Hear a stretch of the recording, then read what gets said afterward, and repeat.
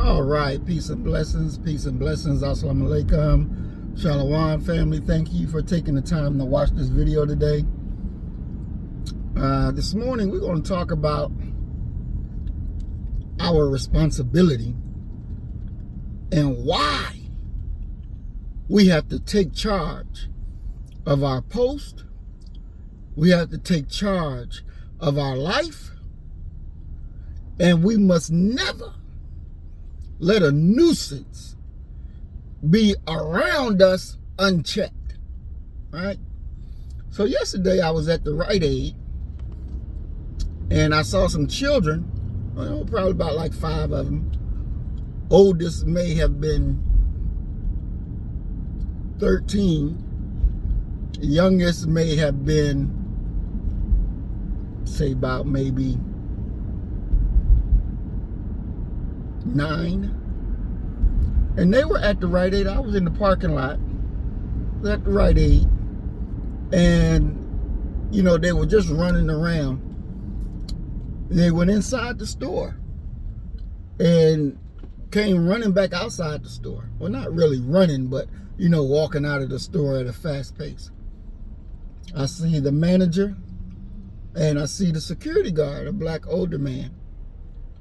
And they didn't steal anything. And she was saying, I'm going to call, you want me to call the police? You want me to call the police? So now I'm sitting, I'm watching. Now I'm watching because now she's talking about calling black people killers on our babies. Black people killers on our babies. And then the security guard come out of the store. Yeah, that's right. We'll call the police. We'll call the police. He sees a police officer driving down the street, stopped at a red light. And he says, police, police, come on over here, police, police. Now, they're not hearing him. And if they did hear him, they ignored him. But he kept vigorously calling for the police. They're sitting at the light. He done left out of Walgreens and now walking closer to 29th Street. And he's calling, police, I need you over here. Police, I need you. Police, police, I need you. And I'm like, what the fuck? Now the children gone on the other end of the shopping plaza. They're on the other end doing their thing. I get out of the truck. I go over there. I say, brother, what did they do? Why are you calling the black people killers on our babies? What did they do? And so he's starting to get upset now because I'm challenging him on why are you calling black people killers on our babies? And he says, the manager said she was going to call the police. Because the manager said? So now you're going to go out of your way to make sure the police come? She didn't go nowhere to call the police. She stood right there. But you being like a lapdog. Police! Police! Drawing all this attention to yourself. So I said, well, what did they do? And he says, well, they're banging on the machine like they're trying to break it. I said, okay. I looked to the manager. What else? And she ain't saying nothing. She looking at me. The manager is an Indian lady. Because I'm not going to allow you to commit a nuisance on my post, to commit a nuisance in my area, around my life. What do they do? Yeah, they're just being unruly. Okay? I said it's true. They need to be trained properly, taught properly of how to act at home and abroad. Yeah, they need that, but they don't need the black people killers to be called on them. That is something they don't need. You can talk to them. They not so far gone that you can't talk to. But when you try to pump them, you don't speak to them with dignity and respect. You pull them to the side. Hey, yo, brother. Now, why are you doing this? Don't do this, because this is going to cause a problem that you don't need and I don't need. And I love you, so I don't want you to go down this route. Let me give you something to do. You in their community. You got your business in their community. But you got a responsibility to the people of that community. And it's too damn long that businesses set up in our community and refuse to take their natural responsibility of the community. Whenever I ran stores, when I was in management, I always gave those of that community something to do. No matter whether it was people that would come out there panhandling for alcohol. Yeah, I got something for you to do. My first day at the store, when I was in Nashville, my first day at this Mapco on Jefferson Street, this store hadn't made a profit in over 13 years. But when I got there and implemented Black First policies, we started to make a profit. So my district manager said, you know, when they come around, you know, asking for money and all that, normally the store manager that was here, he would go ahead and give them a beer, and if you want to continue that, that's okay. I said, no, I'm not going to continue that. I'm not going to continue that. I'm not going to just keep giving you a beer. I'm not going to continue that. I'm not going to start that. This is Muhammad. We don't do that. So when they came, I gave them work. I said, okay, yeah, you can keep my front clean and swept, clean my pumps. You know, I would give them work and then pay them. And then pay them. That does more than one thing. You're not making a beggar out of them. You're making a productive individual out of them. I always showed them love, respect, kindness. Now, it was times where I may have to jump in their ass, but it comes from a place of love. They're like, hey, you know we don't do that. What you doing? That we don't do that here. You don't walk up to the customers, can I get $1? Can I get it? No, we don't do that. Not on this lot. Not on this lot. And it all stopped. And we were so effective in the way that we handled our community. Not only were we making profit, but we were sowing the seeds of love in the community for us. Now, in my store, it was nothing but black people working. Across the street, you had the Rainbow Tribe working. But in this establishment, we're going to reflect what the community looks like. And that's what we did. Higher ups would come down to the store and check it out and look and see, because they couldn't believe it. They couldn't believe it. What this nigga done to make this store run a profit when they hadn't ran profit for years?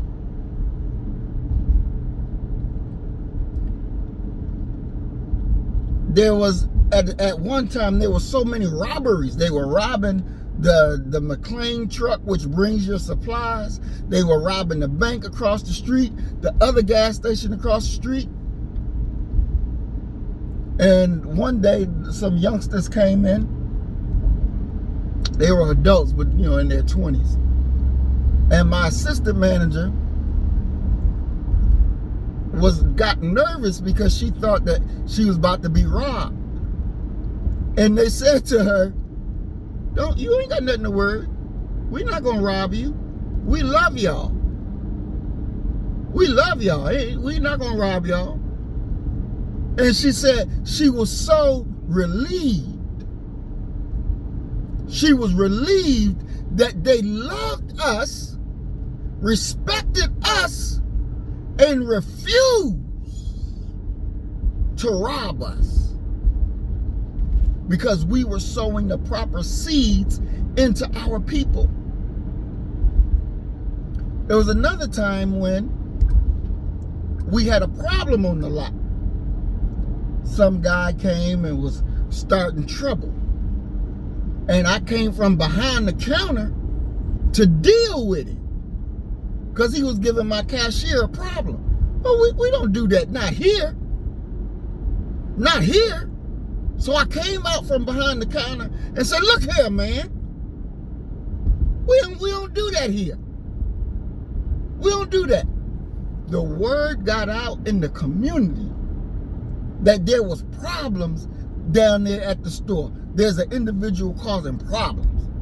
Don't you know people showed up with sticks and bottles and bricks in their hand because they were going to handle the business because somebody was giving their brother a problem.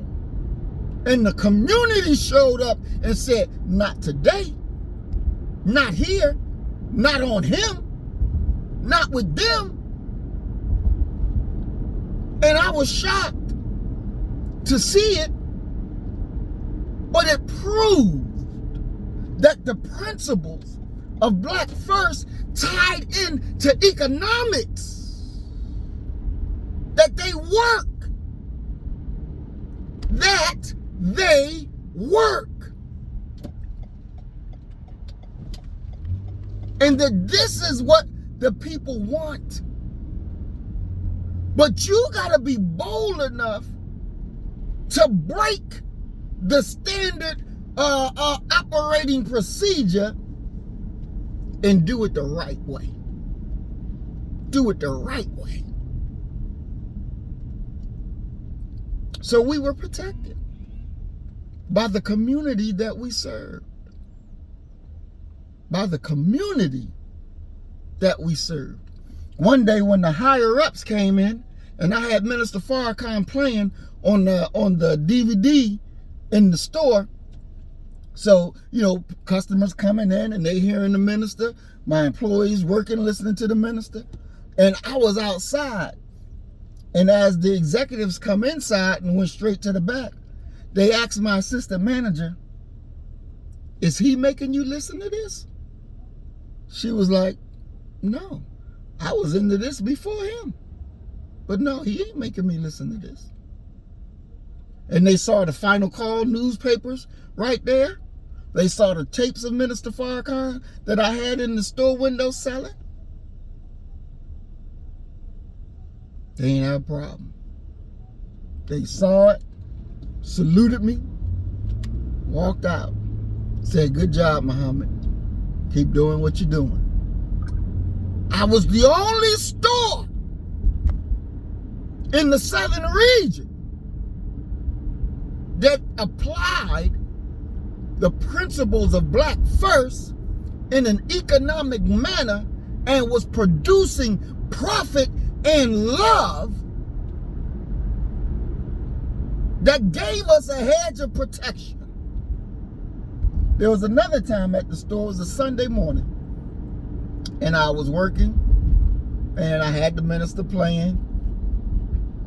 Brother walks in, and he goes straight to the beer thing, and I'm like, bro, it's Sunday. Beer doesn't get sold until 12 o'clock. He looked at me, and he was walking towards me. So I knew, I said, okay, he's going to attempt to run with the beer. And he was a pretty big brother, but he came walking towards me, and you could see the expression on his face was, nigga, I'm taking this. And mind you, I had the minister playing. And as he got close, when he got close up on me, he heard Minister Farrakhan.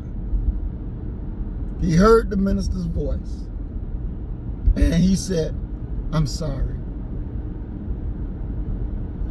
Facial thing just changed. He said, I'm sorry. He went, put the beer back, shook my hand. I'm sorry, brother. That's the ministers that's playing. I shouldn't do that. I said, it's all right, brother. You did the right thing. And I appreciate you for that. If you ever need something, come back and visit your brother. Because I'm right here. Come on back and visit your brother. We shook, we hugged, he left out. Now, my district manager, I was already beating company standards. So he started measuring me for industry standards. And I'm like, what do I care about what the industry standard is? We're exceeding what our company standards are. So why should I care about industry standards? That ain't gonna float my boat. You know, we doing good. But he kept pushing the ante. Pushing the ante. And I'm like, God damn. But we kept excelling. Then one day I got, he wound up firing me. But before I got fired, because I had a new assistant manager who was stealing money. And they called me and all, the managers, all store managers, to a meeting and was talking about loss prevention. And the loss prevention guy I was sitting right next to him, and he looked directly at me, was talking directly to me. Pay attention to your signs. Don't ignore your signs, because you're flying the plane. And if the instrument says that you're going to crash, you need to make some maneuvers to prevent the crash. Pay attention to your signs. So I got it. And then he said to me also, ministry and business doesn't mix. And I was like, okay. I understood what he was saying. Because she was stealing, but I never fired her. I talked to her, but I never fired her. And I should have demoted her or moved her around to do something else. But I didn't. And so I got terminated. My district manager terminated me. And then I think after he terminated me, 6 months later, they terminated him. Because the store couldn't make another profit. It stopped making. When I was gone, the profit decreased. It stopped making profit and started losing money all over again. So they fired him for firing me. And I ran into him one day at a Kroger, because he was an assistant manager at Kroger's now. And he said, Maurice, you really ran that store. You did a hell of a job. You did a hell of a job. Because nobody could match it. And the reason nobody could match it is because they did not have a Black First theology. They did not have the love of the people. They wasn't interested in the resurrection of our people. But I was. And so learning that the Black First economic theology platform, that it works. You just got to apply it. You just got to be bold enough to apply it and not be afraid. And see, this is the thing. We live with too much fear. Why are you afraid of the police? They are criminals. The police are liars. Time after time, they lie.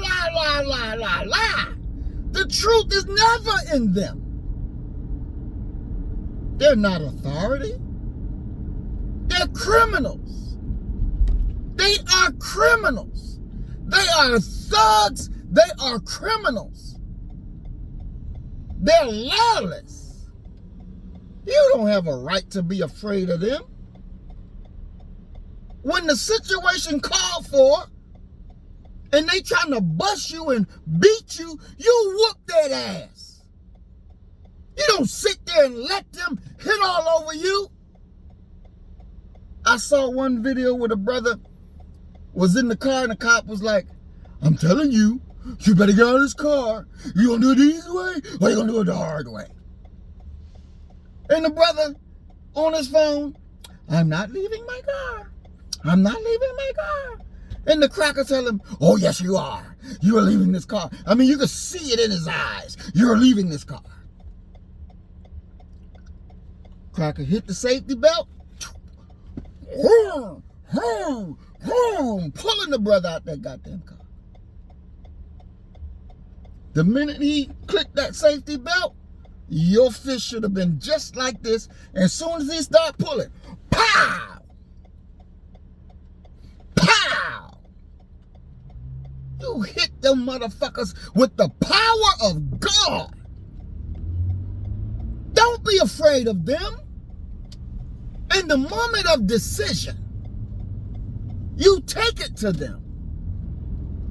With everything you got, don't you allow them to beat on you and laugh and kick on you. Don't you allow that. You ain't no dog. Don't you allow that. You got to be willing, able, and ready to handle business at the moment of decision. You ain't got to be second guessing it. You ain't got to second guess yourself. You know, hey, it's on like popcorn. You ain't going to whoop my ass. You going to get an ass whooping. See, when they understand that you going to fuck them up, when they understand that you going to fight back, they ain't going to fuck with you. Because they're cowards. They're cowards. We always initially outnumber them. And we got to remember that. When you see them in a blue shirt and white shirt and that badge, know that you're dealing with a criminal. Policing was established to protect criminality. Oh, you niggas think you gonna be free? Let me get your ass and bring you over here. See, you gotta be bold and say, I'm not going for that. I'm not going. Look here, I wish a cracker would. Y'all remember the sister who stood up and while her husband or boyfriend, Kevin, sat there and she was like, shut up. I'm dealing with this. Because Kevin was trying to be, diplomatic, trying to be, nice and, do what they say. But the sister wasn't having it. She wasn't having it. And she dominated them with her mouth. You cannot allow people to just do you any kind of way and you accept it. That's why we teach. When we whoop enough ass, everybody gonna get in line and do right. We have to practice the theology of Black First. We have to practice the economic plan of Black First. Because that is the answer to remove us from a system that's diametrically opposed to your being. They want to keep you down.